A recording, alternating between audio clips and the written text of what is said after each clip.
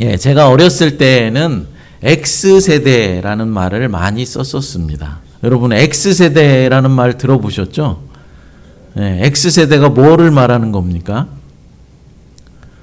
예, 기성세대와는 다른 생각, 기성세대와는 다른 가치관을 가지고 있는 세대다라고 해서 그런 의미로 이제 X세대라고 했는데, 주로 1970년대생부터 이제 80년대까지 그 생들을 지칭해서 하던 말이었습니다.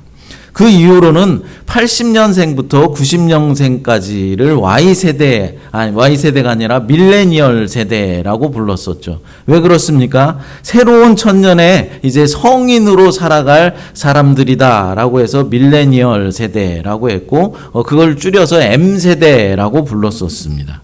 그리고 91년생부터 97년생까지를 Y세대라고 했고, 90년대 중반부터 2010년 초반생들까지를 이제 G세대, 그러니까 우리나라 말로는 Z세대라고 말하죠. Z세대라고 불렀습니다. 요즘은 뭐라고 부르는 줄 아십니까? 요즘은? 예, MZ세대. 잘하시네요. MZ세대들이시. 예, MZ세대라고 부르죠. 이것은 M세대하고 Y세대 그리고 Z세대를 어울러서, 그러니까 80년대생부터 2010년대 초반생까지 10대에서부터 40대 초반까지를 어우르는 말로 이 MZ세대다라는 말을 사용하고 있습니다. 여러분들은 어느 세대에 속한 사람들입니까?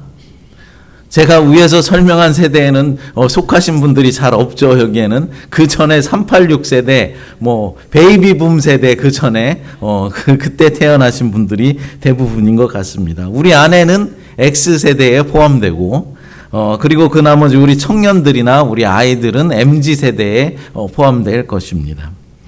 그런데 우리 기성세대들이 이 MZ세대들, 다음 세대들에게 걱정하는 것이 무엇입니까? 여러 가지 우리가 걱정하는 것이 있겠지만은 그 중에서도 가장 걱정하는 것들은 개방주의적이고, 너무 개방주의적이다, 너무 개인주의적이다라는 것일 것입니다.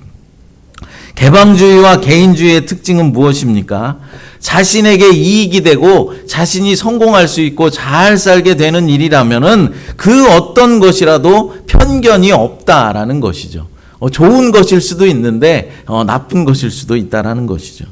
이것은 우리의 신앙에도 영향을 많이 미치고 있습니다. 여러분, 우리가 신앙 생활을 하고 이렇게 교회 생활을 한다는 것은 무엇이겠습니까? 나 자신만 생각하고 내 이익만 추구하면서 이 교회 공동체 생활을 우리가 할 수 있겠습니까? 그러지 못하는 것이죠. 나보다는 이 교회 공동체 생활이라는 것은 나보다는 다른 사람들을 섬겨주고 다른 사람을 배려해주고 이렇게 해야 교회 공동체 생활을 우리가 잘 할 수 있는 것이죠. 또한 우리의 신앙이라는 것이 무엇입니까? 유일신 대신 하나님만을 믿고 섬기고 따르는 일이다라는 것이죠. 그런데 개방주의와 개인주의는 내게 이익이 된다면은 하나님이 아닌 어떤 다른 대상이든도 얼마든지 내가 섬기고 따를 수 있다라는 것입니다. 오히려 하나님을 믿는 것이 시간 낭비가 되고 돈 낭비가 되고 내게 손해가 된다라고 생각되고 판단이 되어지면 얼마든지 믿음에서도 떠날 수 있다라는 것이 MZ세대들의 특징인 것입니다. 오늘 본문에도 새로운 세대가 등장하고 있는 것을 볼 수 있죠. 이 새로운 세대 사람들 또한 하나님을 잃어버리고 바알과 아세라 등 우상을 섬겼다라고 말씀하고 있습니다. 자신에게 좋아 보이고 풍요로워 보이는 바알과 우상들을 이제 따랐다라는 것입니다. 본문 7절 말씀을 한번 읽어보겠습니다. 이스라엘 자손이 여호와의 목전에 악을 행하여 자기들의 하나님 여호와를 잃어버리고 바알들과 아세라들을 섬긴지라. 아멘. 하나님을 잃어버리고 우상을 섬겼다라고 했는데 이 우상을 섬긴 사람들은 누구입니까? 본문 바로 앞에 성경 말씀을 좀 읽어보면은 그들이 어떤 세대다라는 것을 알 수 있습니다. 사사기 3장 1절과 2절 말씀 읽어보겠습니다. 여호와께서 가나안의 모든 전쟁들을 알지 못한 이스라엘을 시험하려 하시며 이스라엘 자손의 세대 중에 아직 전쟁을 알지 못하는 자들에게 그것을 가르쳐 알게 하려 하사 남겨두신 이방 민족들을. 아멘. 하나님을 이스라엘 세대 중에서 가나안의 모든 전쟁을 알지 못하는 세대다라고 말씀하고 있죠. 가나안 전쟁을 알지 못하는 세대들이다라는 것이죠. 그럼 가나안 전쟁은 무엇입니까? 이스라엘 백성들이 이제 애굽의 포로 생활을 애굽에서 이제 식민지 삶을 살다가 이제 출애굽을 했죠. 그리고 출애굽을 해서 광야에서 40년 동안 생활하다가 이제 요단강을 건너서 이제 가나안 땅에 들어가게 되는데, 그냥 들어갔습니까? 가나안 땅에 그냥 들어간 것이 아니라 수많은 가나안 땅을 정복하기 위한 전쟁들을 치루었는데 그 전쟁을 경험하지 못한 세대들이다라는 것입니다. 물론 이들은 자신의 선조들이 치렀던 전쟁에 대해서 자신들의 선조나 부모들에게서 들어서 알고 있었을 것입니다. 그러나 가나안 땅에서 왜 그토록 피를 흘리며 전쟁을 치러야 했는지 그 이유와 목적에 대해서는 알지 못하는 세대였다라는 것이죠. 하나님은 이스라엘 백성들이 어떤 이유로 애굽에서 나와야 탈출해야 했는지를 가르쳐 주었습니다. 그리고 이스라엘은 자신들이 왜 40년 동안이나 광야에서 방황하면서 광야 생활을 해야 했는지를 알고 있었습니다. 그러나 그 후의 세대, 그 다음 세대들은 그 이유를 알지 못했다라는 것이죠. 가나안 전쟁을 알지 못하는 세대는 앞으로 자신들이 살아갈 이 가나안 땅에서 어떤 나라를 세워가야 할지 그 갈 길을 알지 못하는 그런 세대였다라는 것입니다. 이스라엘의 모세와 여호수아 세대와는 다른 가치관을 가진 MZ세대, 새로운 세대가 이제 나타난 것입니다. 그들은 하나님 대신 바알과 아세라 신을 섬겼다라고 말씀하고 있습니다. 또한 가나안 백성들을 쫓아내라고 했는데 그들을 쫓아내기는커녕 그들과 하나가 되어서 어우러져서 살아갔고, 오히려 그들에게 배우는가 하면은 그들의 풍요로운 삶을 부러워하기까지 하였습니다. 여러분, 지금 우리 자녀들의 모습이 바로 이런 모습 아니겠습니까? 아니, 바로 우리들의 모습이 이런 모습이라는 것이죠. 우리들의 모습과 똑같다라는 것입니다. 세상과 우리도 어우러져서 지금 살아가고 있지 않습니까? 세상에게서 우리가 배우고 있지 않습니까? 우리가 세상을 가르쳐야 하는데 세상에서 우리가 배우고 있다라는 것이죠. 세상의 풍요로운 삶을 우리가 동경하면서 지금 살아가고 있는 것입니다. 사사기 3장 6절 말씀 같이 읽어보겠습니다.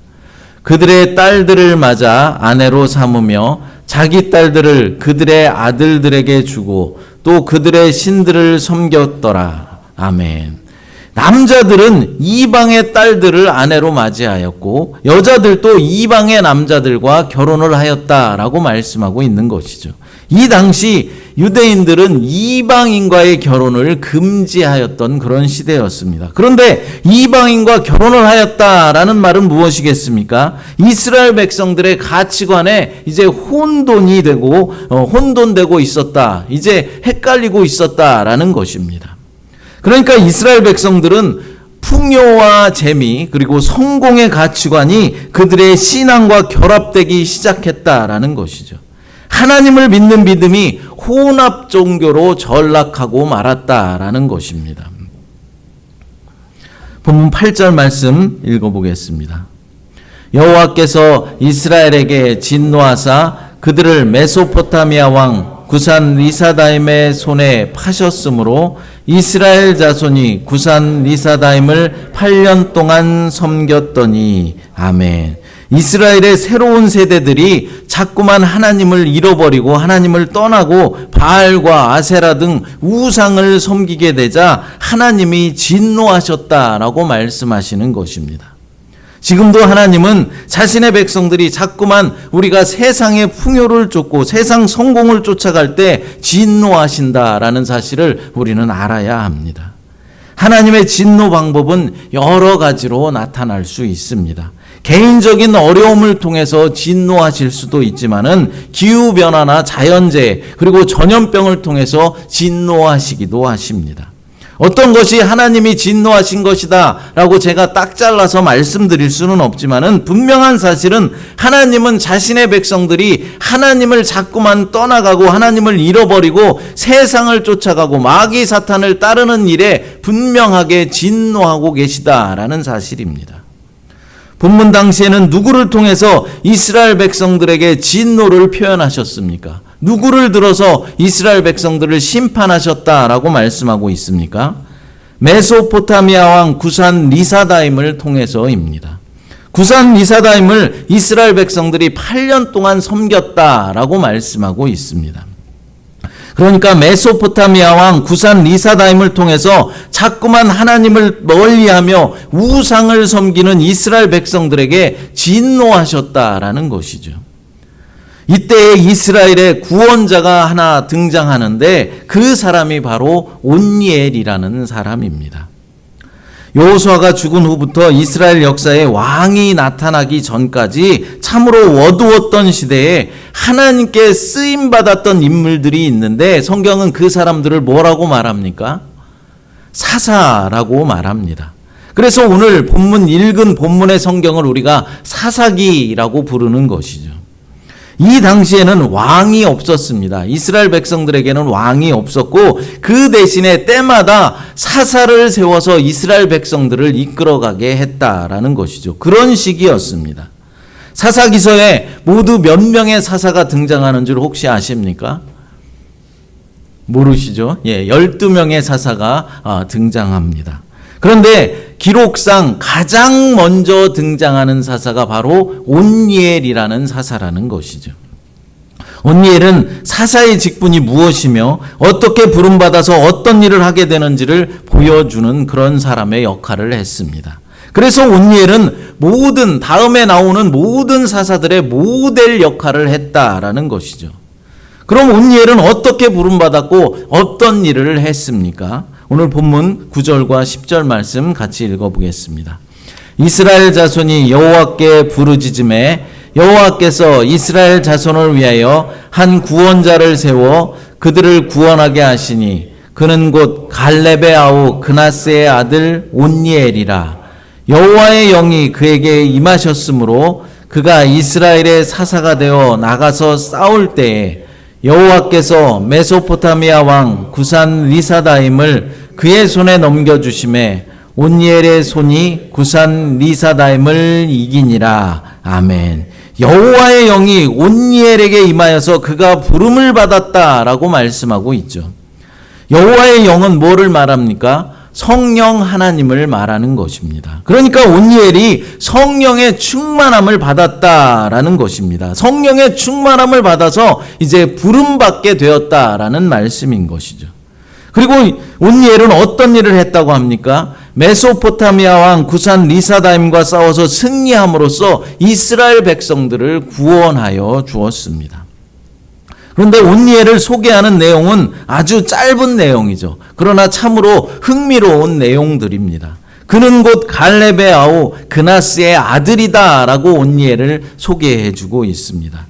히브리 관습에 의하면은 그나스의 아들이다 라는 말이 먼저 나와야 맞습니다. 여러분, 아버지를 먼저 소개하는 것이 당연한 일 아니겠습니까? 그런데 본문에 보면은 갈렙의 아우다라는 말이 먼저 나와서 갈렙을 강조해주고 있는 것을 볼 수 있습니다. 이것은 갈렙이 누구인지 알아야만 갈렙을 말하지 않고서는 온니엘을 말할 수가 없다라는 의미인 것이죠. 그럼 여러분, 갈렙은 누구입니까? 갈렙에 대해서 그래도 많이 들어보셨을 것입니다. 여호수아와 함께 가나안 정복 전쟁의 영웅이었죠. 12명의 정탐꾼이 가나안 땅으로 정탐하러 이제 갔죠. 그리고 이제 돌아온 후에 여호수아와 함께 긍정적인 보고를 했던 사람이 바로 갈렙이라는 사람입니다. 다른 사람들은 다 어떻게 했습니까? 다 가나안 땅은 우리가 정복하기에는 역부족이다. 그들에 비하면 우리는 메뚜기 떼와 같다라고 부정적인 보고를 했지만 여호수아와 갈렙만큼은 그들은 우리의 먹이다라고 말하면서 하나님께서 기뻐하시고 하나님께서 우리에게 힘을 주시고 허락해 주시면은 가나안 땅을 정복할 수 있다라고 말했던 믿음의 사람이 바로 갈렙이다라는 것입니다. 또한 갈렙은 85세의 나이에 헤브론 산지를 정복하기 위해서 전쟁터로 당당히 나갔던 그런 인물이었습니다. 갈렙은 85세의 나이에도 불구하고 젊은이 못지않은 기력을 가지고 살았던 사람이었습니다. 신명기 1장 36절 말씀 같이 읽어보겠습니다. 오직 여분네의 아들 갈렙은 온전히 여호와께 순종하였은즉 그는 그것을 볼 것이요 그가 밟은 땅을 내가 그와 그의 자손에게 주리라 하시고 아멘.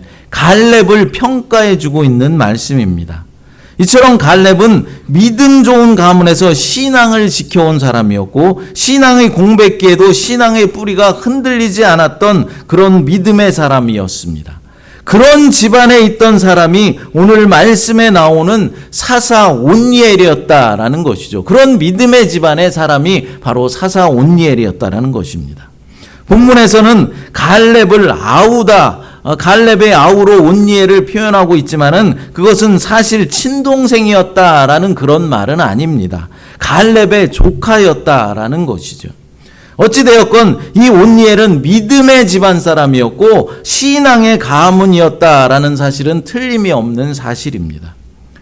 온니엘을 갈렙의 조카로 소개하고 있는 것은 갈렙이 유명한 그리고 믿음이 훌륭한 신앙이었기 때문만은 아닙니다. 온니엘이 삼촌 갈렙과 함께 공유했던 그런 신앙의 역사가 있었기 때문입니다. 온니엘과 갈렙은 피를 나눈 가족이기도 하지만은 함께 전쟁터에 나가서 생사를 같이 했던 전우이기까지 했습니다. 여호수아 15장 16절 17절 말씀 읽어보겠습니다.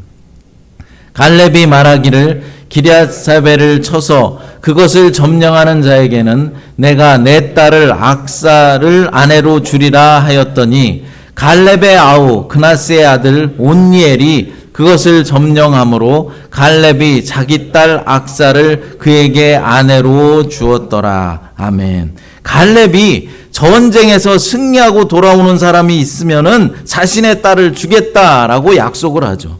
그런데 누가 전쟁에서 승리해서 승전보를 들고 돌아왔습니까? 바로 갈렙의 조카인 온니엘이었습니다. 그래서 온니엘은 갈렙의 조카이면서 갈렙의 사위가 되었다라는 것이죠. 지금의 문화로 생각하면 좀 이상하게 생각될 수도 있겠지만은 당시의 풍습이나 전통에서는 일반적인 일이었고 오히려 이것을 권장하는 그런 일이었습니다. 가나안을 정복할 때 삼촌 갈렙과 함께 전장을 누리던 그런 온니엘이었지만 이제는 어떻게 되었습니까? 80세 나이가 되어서 노장이 되어서 평범한 하루하루를 보내고 있었습니다. 어쩌면 예전에 전쟁터에서 누리던 그런 기억을 떠올리면서 여유 있는 노년의 삶을 살고 있었을지도 모릅니다. 그런데 그때 이스라엘 백성들은 어떤 상황에 처해 있었다라고 말씀합니까? 구산 리사다임의 압제 아래서 고통당하며 살아가고 있었습니다. 백성들은 젊고 용맹한 장수가 좀 나타나서 깃발을 들고 일어나서 자신들을 구원해 주기를 간절히 바라고 있었을 것입니다. 그런데 어느 날 이 늙은 노장 온니엘에게 성령의 충만한 임재가 임하게 되는 것이죠. 그대가 가서 이 백성을 구원하라 라는 하나님의 미션을 이제 위임받게 되는 것입니다. 이때 온니엘은 어떻게 했습니까? 아니 내가 이 나이에 무엇을 할 수 있습니까? 나는 나이가 너무 많아서 아무것도 할 수 없습니다. 이렇게 말했습니까? 아닙니다. 온니엘은 분연히 일어났습니다. 그리고 잠자고 있던 이스라엘 백성들을 깨웁니다. 사랑하는 여러분, 하나님은 이미 흘러간 물, 노병을 통해서 시대를 구원하신다라는 사실을 기억하시기 바랍니다. 어쩌면 평범한 사람보다도 못한 그런 한물간 노병에게 성령이 임하였을 때, 성령의 충만한 능력과 임재가 있었을 때 엄청난 사명을 감당할 수 있게 해주신다라는 사실입니다. 우리 중에도 여러분들 왕년에 신앙생활을 좀 잘했던 그런 분들도 많이 있으실 것입니다. 학생 시절에 교회에서 이제 잠을 자면서 기도하고 공부도 하고 교회에서 살면서 공부하고 기도하고 그랬던 그런 분들도 있을 것입니다. 수련회에 가서 성령의 충만한 그런 은혜를 경험하신 분들도 있고 부흥회를 통하여서 하나님의 임재를 경험했던 그런 분들도 있으실 것입니다. 저도 고등학교 시절 그리고 청년 시절에 교회에서 살면서 충성하고 봉사했고 또 성령의 충만한 임재를 경험한 적이 있었습니다. 또한 여러분 중에는 과거에 봉사부장으로 열심히 섬겼던 분들이 있고 또 여선교회, 남선교회, 주일학교 교사나 성가대에서 주님을 위해서 최선을 다해서 열심히 섬겼던 그런 기억이 있는 분들이 있으실 것입니다. 다들 왕년에 한국의 교회에서 한가닥들 하신 분들이 있으실 것이다 라는 것이죠. 그런데 지금은 어떻습니까? 나이가 들고 병들어서 예전처럼 일하지 못하는 가운데 있는 것이죠. 그러나 여러분, 오늘 말씀의 온니엘을 한번 보십시오. 나이가 들어서 은퇴한 노병이 되었지만 하나님의 부르심에 다시 한번 응답했고 구산 리사다임을 무찔렀습니다. 성령 하나님의 역사가 있었다라는 것이죠. 나이가 많아 은퇴한 노병 온니엘이 어떻게 이렇게 역사를 이룰 수 있습니까? 어떻게 구산 리사다임을 물리칠 수 있었겠습니까? 성령의 충만함을 받았기 때문입니다. 여호와의 영이 온니엘에게 임하였다라고 말씀하고 있습니다. 그렇습니다. 우리가 다시 한번 주님의 역사를 이루기 위해서는 성령의 충만한 임재를 경험하고 다시 한번 성령의 충만한 은혜를 우리가 받아야 하는 것입니다. 그럼 성령의 충만함을 어떻게 받을 수 있습니까? 성령 주십시오. 성령 달라고 노래 부르면 성령의 충만함을 우리가 받을 수 있습니까? 여러분, 성령님은 인격적인 분이셔서 내가 오라고 하면 오고 가라고 하면 가는 그런 분이 아닙니다. 평상시에 늘 주님의 얼굴을 구하면서 믿음의 삶을 살아가야 하는 것입니다. 무슨 말입니까? 온니엘을 한번 보십시오. 온니엘은 젊은 나이에도 하나님의 사역이라면, 하나님을 위한 일이라면 물러서지 않고 목숨을 건 전쟁터로도 용감하게 나가서 싸웠습니다. 우리도 마찬가지라는 것이죠. 하나님의 일이라면, 교회를 위한 일이고 주님의 사역을 위한 일이라면 우리는 속히 달려 나와야 하는 것입니다. 늘 믿음의 삶을 살기에 최선을 다할 때 역사가 일어나게 되는 것이죠.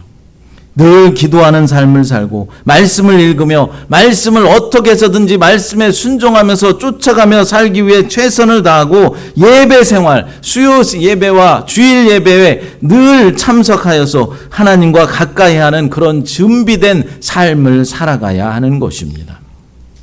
평소의 삶이 세상 사람들과 별반 다른 것도 없는 그런 삶을 살고 있다면 그런 사람에게는 성령의 역사가 일어날 수가 없는 것입니다. 온니엘은 평상시의 삶 가운데도 늘 그 믿음의 삶을 살아갔습니다. 하나님 중심의 그런 믿음의 삶을 살았다라는 것이죠. 우리도 그래야 하는 것입니다.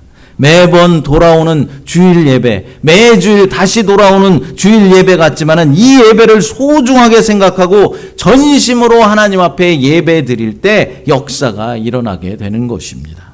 그런 준비된 사람들에게 하나님의 능력이 나타난다라는 것이죠. 여러분, 만약 하나님께서 여러분에게 어떤 역사를 이루고시자 여러분께 왔는데 우리가 준비되어 있지 못하고 기도의 삶을 살아가기는커녕 세상 사람들 부러워하고 있거나 세상 쫓는 삶을 살아가고 있다면 그곳에 성령의 역사가 일어날 수가 있겠습니까?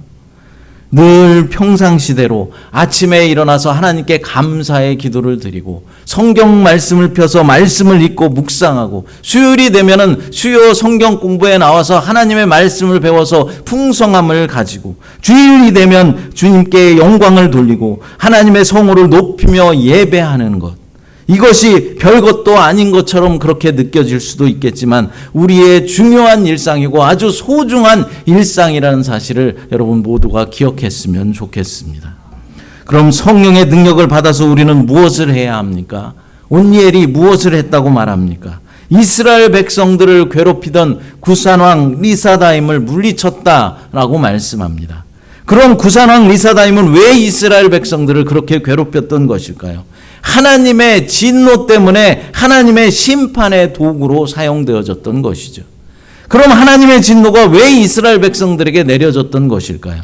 가나안 전쟁을 알지 못하는 새로운 세대들, 젊은 세대가 하나님을 자꾸만 잃어버리고 하나님을 멀리하고 우상을 섬겼기 때문입니다. 오늘날 MZ세대들이 너무나 개인주의적이고 개방주의적인 그런 생활태도 때문에 하나님을 믿는 일에도 바르게 하나님을 예배하지 못하고 바른 신앙관을 가지고 있지 못하는 것이 사실입니다. MZ세대뿐이겠습니까? 오늘날 많은 그리스도인들이 잘못된 신앙관을 가지고 있어서 세상과 하나님을 동시에 섬기고 있다라는 것이죠.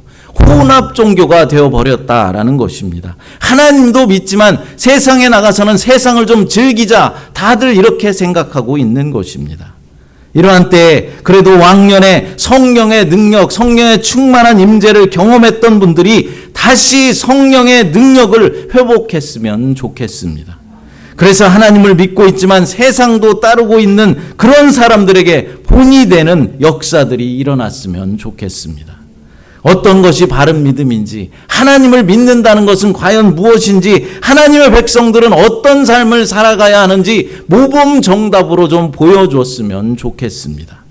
사랑하는 여러분, 우리는 가나안 땅에 입성한 새로운 세대의 이스라엘 백성들처럼 자꾸만 세상 재미만 추구하고 있고 세상 풍요를 쫓고 세상의 가치관을 따라가려고 하고 있습니다. 명품백을 부러워하죠. 좋은 집을 동경하면서 살아가고 있습니다. 축복신앙, 번역신앙, 이것이 우리를 무너뜨리고 있는 것이죠. 교회에 와도 복받으라, 축복받으라, 이런 얘기만 계속합니다. 이러한 때에 믿음의 노병들, 신앙의 잔뼈가 굵은 신앙의 선배들이 성령의 충만함을 받아야 하는 것입니다. 에이그 목사님, 내 나이가 몇인데 성령의 충만함을 받습니까? 나는 이제 틀렸습니다. 아무것도 못합니다. 제발 이런 말씀 하지 마십시오. 성령의 충만함이 주어진다면 역사를 이루시는 분은 내가 아니라 하나님이다라는 사실입니다. 이러한 성령의 역사는 우리 기독교 역사 속에서 얼마든지 찾아볼 수 있습니다. 나이가 많이 들었다고 못할 일이 없는 것이죠. 오늘 본문 11절 말씀을 읽어보겠습니다. 그 땅에 평온한 지 40년에 그나스의 아들 온니엘이 죽었더라. 아멘. 노병 온니엘과 함께 이스라엘은 40년 동안 평안한 나날을 보냈다라고 말씀하고 있습니다. 사랑하는 여러분, 우리 새마음교회도 이 노병 온니엘과 같은 그런 분들이 많이 있었으면 좋겠습니다. 그러나 여러분, 오해하지 마십시오. 자신의 경험으로 다음 세대를 가리키라라는 그런 말을 하는 것이 아닙니다. 내가 신앙생활할 땐 이렇게 했다, 나는 이렇게 했었다, 저렇게 했었다, 그렇게 다음 세대들에게 가리켜주고 잔소리하라는 말이 아닙니다. 온니엘을 어떻게 했습니까? 경험으로 승리했습니까? 자신이 경험한 것으로 승리한 것이 아닙니다. 성령의 충만함을 받아서 승리할 수 있었다라는 것이죠. 저와 여러분들도 성령의 능력을 힘입었으면 좋겠습니다.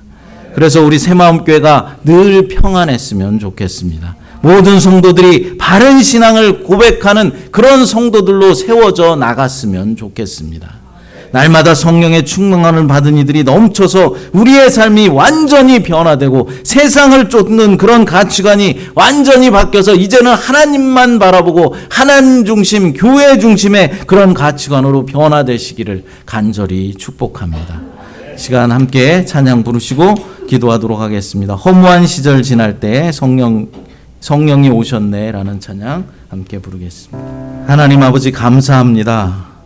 오늘 사사 온니엘의 말씀을 통하여서 노병이지만, 나이가 들었지만 성령의 능력만 있으면 얼마든지 주의 역사를 이룰 수 있음을 배웠습니다.